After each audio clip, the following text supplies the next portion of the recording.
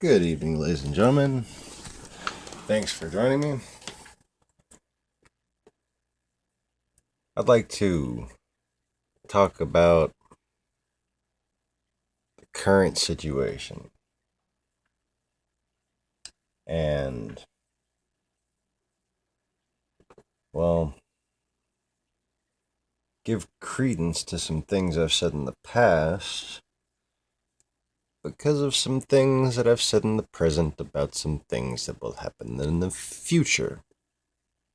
Okay? Now, I'm not one of these September 23rd people, but I find it fascinating how all those prophecies, suddenly everybody just couldn't shut up about them. Once my little channel popped up.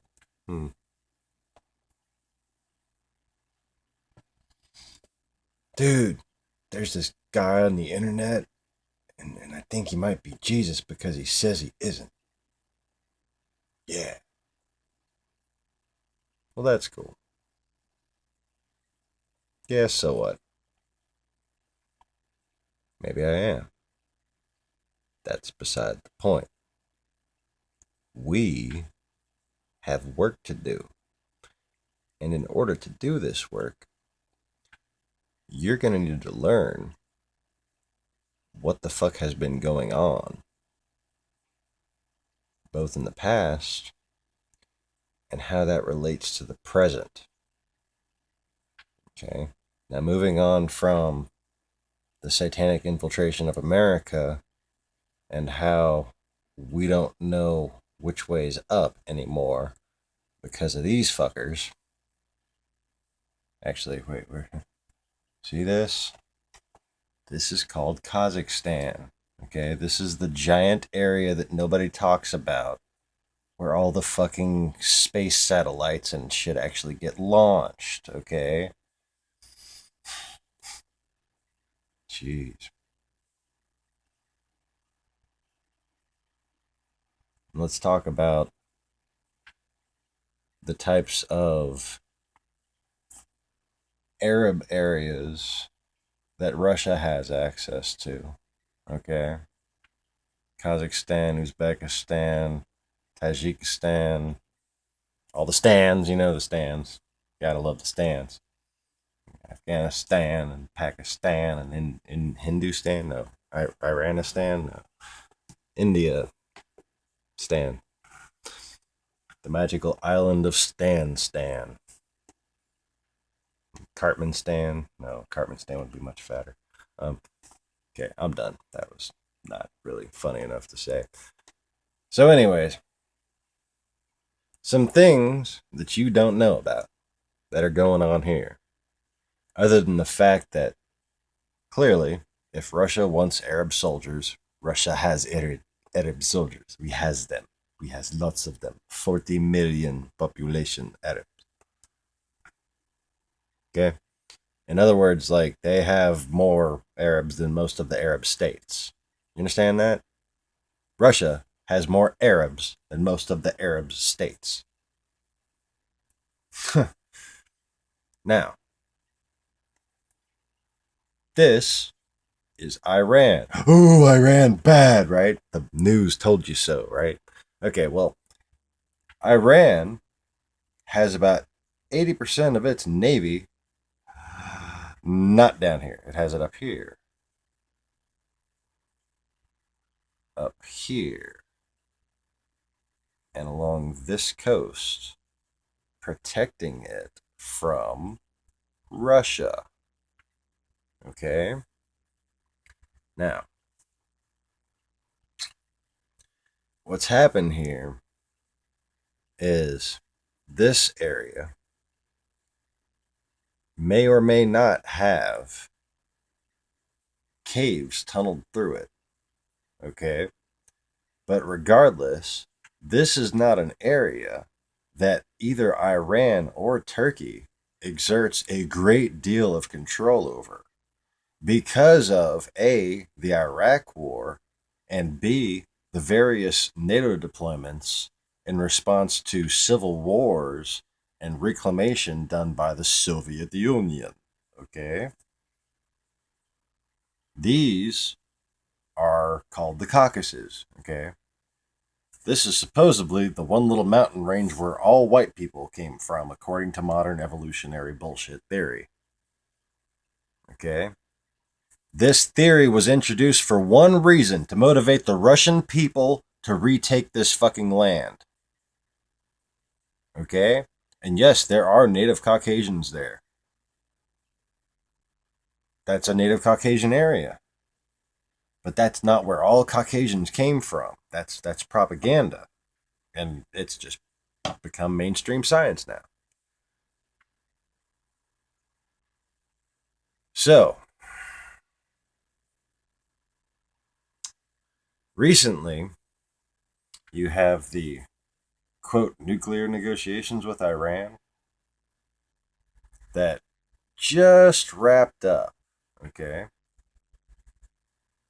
And then Bulgaria has said, oh, wait a minute, Russia, we don't want you flying through our airspace anymore. Now, Turkey had periodically checked flights coming from Russia to Syria. And as you can see, this is the Russian resupply route, airborne resupply route to Syria. Okay, now see what happened was, what the negotiations were really about was this. Will you stop letting Russia, okay, do this? Now, the sweetener for Iran, the reason why they were letting them, was that AS-400 missile system that Russia offered Iran right as these nuclear negotiations were starting.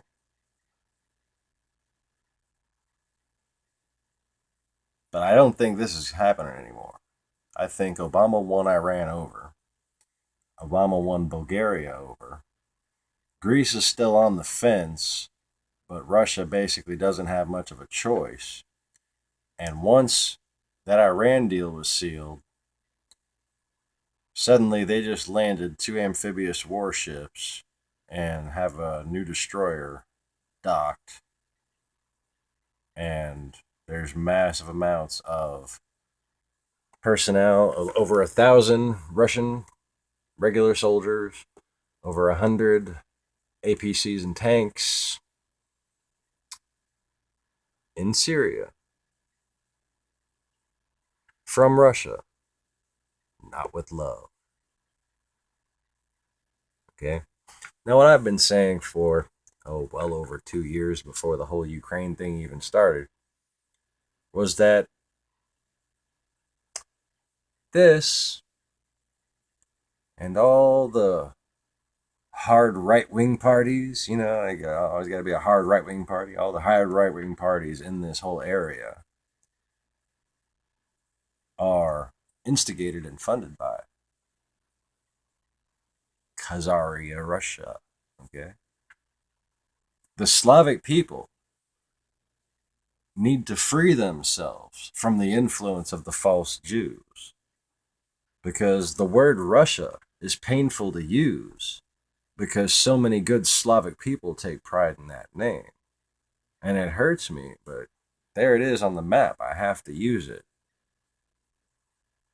Stop being a slave army for Putin, and you won't be remembered by history as murderers. This is a tragedy. You are slaves taken from Gaul. So now they call you Slavic. They've given you little tidbits of your old cultures and rewrote the rest. Much like a lot of these areas. And it's funny, the tactics that Russia uses and the tactics of Islamic extremism have always been the same. And when it comes right down to it, nothing serves Russia's interest more over the past several centuries than Islamic extremism. Because their most powerful opposition would never come from here. It would come from the West. Okay? And this is how you get what's called a pincer movement against the West.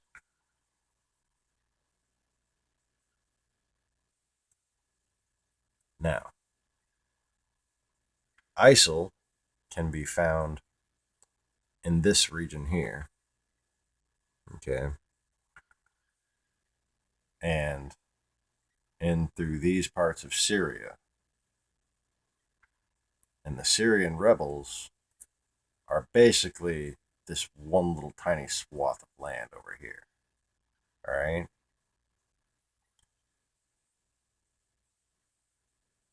The tactics that were used in Ukraine, in Crimea, the same types of warfare, protest movement, immigration instigation, and the way they would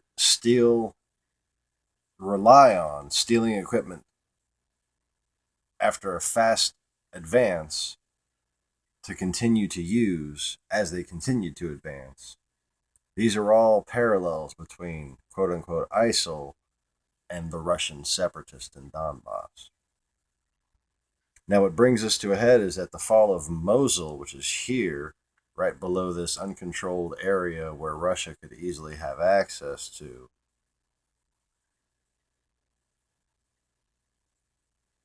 MH17 had just been shot down right here by what might have been a Russian manned and equipped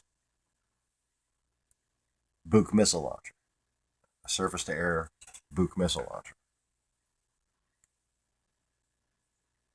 Not but 48 hours later, Mosul is being overrun by a suddenly, massively, powerfully equipped and well-trained, well-coordinated Islamic State. The world's eyes were on Russia for MH17. And ever since, where have they been? Right down here. You want to say the State Department's the fucking liars? Say the government and Obama's not to be trusted?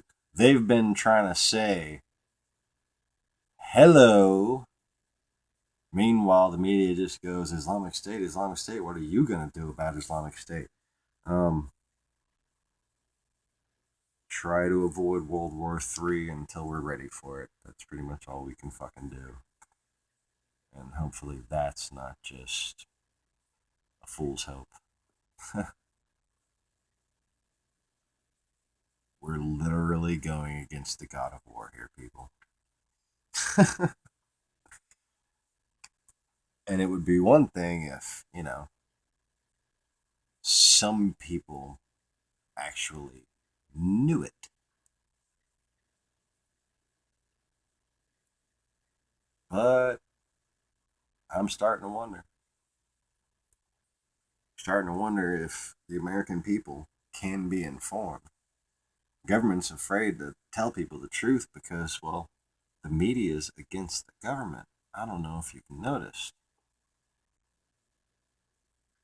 Why was the media for George Bush? Oh, well, who did George Bush work for? Russia. See, the difference between people who disagree with me and what I'm saying right now is that the people who disagree with me, their worldview, the way they understand everything, all their data, if they try to put it together in their head at once, it don't make fucking sense. Okay, and I promise you, if you're skeptical listening to me right now,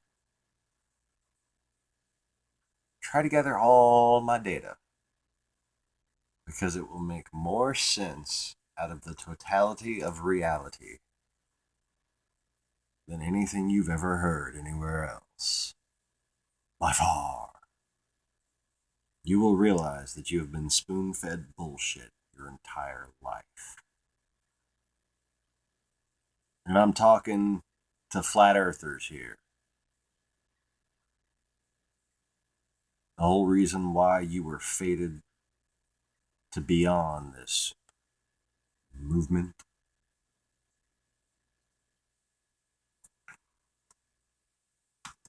is because there's another truth out there than the same bullshit that the same fucking conspiracy channels have been spouting off with their fucking everlasting hoax gobstoppers. It's a fucking never-ending bullshit storm. No matter how hard you suck at that fucking teat, you are never going to get a drop of truth out.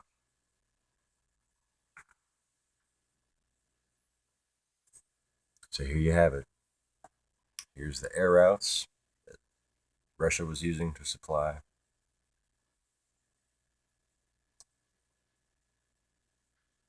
the enemies of the Syrian resistance. Okay. Now you can believe Russia, you can believe Syria, that ISIL has nothing to do with Russia or Syria, but the enemy of my enemy, ISIL, is fighting and actually has been pushing back and kicking the shit out of the Syrian rebels. Okay.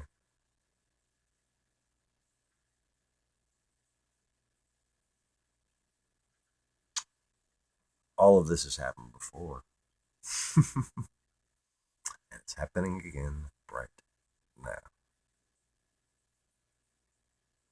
You want to tell me World War III or World War II and the Cold War and Vietnam and all that stuff? That's just made up stuff by the industrial complex, right? The military industrial complex just wants us all to be slaves. No, we have a fucking enemy and we need to protect ourselves from them. That's it, people. I used to think that too. Don't get me wrong. I understand where you're coming from. But then I learned that I was being bullshitted because what Eisenhower was talking about was a named institution in Russia called the military industrial complex. Okay, and what it is the Russian mafia. Okay?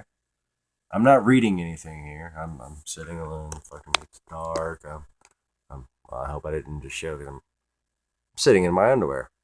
I don't fucking care. I'm not going to show you. I'll tell you. Oh, yeah. I'll tell you. Now I might have to delete this whole damn video because that was just kind of creepy. But, you know, it's been too informative and stimulating so far. So I guess I don't have to let that ruin it completely. Oh, fuck. But seriously, if I'm going to read some notes, I'll show you the notes. Like these notes that I thought I was going to read, but I just kind of left sitting over here instead. And it really boggles my mind how people have to stoop to such paranoid depths just to be able to avoid the obvious truth that I'm trying to get across here. How much more obvious could it be that demons are fucking blinding people? How much more obvious could it be that evil is an organized and conscious thing?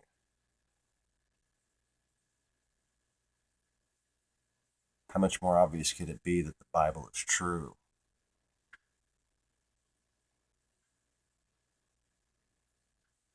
One, two, three.